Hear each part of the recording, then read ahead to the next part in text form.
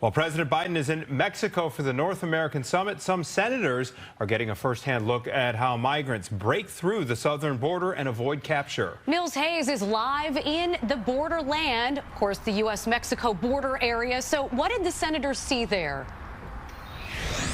Well, Anthony and Natalie, the senators rode along with Border Patrol and saw areas of the wall that had been cut through by migrants so that they would be able to pass through easier.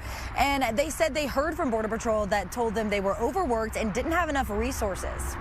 The problem that we're facing right now is all of our resources are being pulled to the city, because when we're dealing with hundreds, even thousands of people, we then have to take these individuals into custody. We have to take them back. We have to process them. That pulls our resources out of the field, and this is the areas that we're going to pull them from. Judd says those looking to cross illegally will watch for Border Patrol agents and then cross when the agents are gone.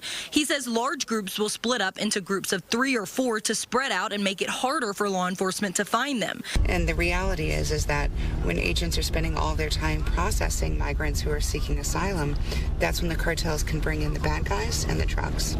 The senators saw parts of the wall that had been cut up so migrants can cross more easily. Well, I certainly see the value of the wall. It narrows the places in which the Border Patrol has to be patrolling. It reduces the number of people that can make the run across the river into the United States.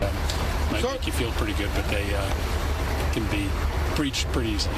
The latest CBP data shows that in November, El Paso saw over 160,000 migrant encounters, a 260% increase from the year before. We saw 2 Chinese nationals detained. These are international human smuggling organizations, criminal enterprises that for the right amount of money will smuggle you from anywhere in the world. Texas Senator John Cornyn says he understands people want to come to the U.S., but there needs to be a way to come in an orderly, safe, humane, and legal way. If we're going to do anything about this, we're going to have to find a way to find common ground between Democrats and Republicans. The number of people coming across the border illegally in El Paso has dropped by 70% since December. But still, senators say that they need to be prepared for if there were to be another increase at the border here again. In El Paso, Mills Hayes, Fox 32 Chicago.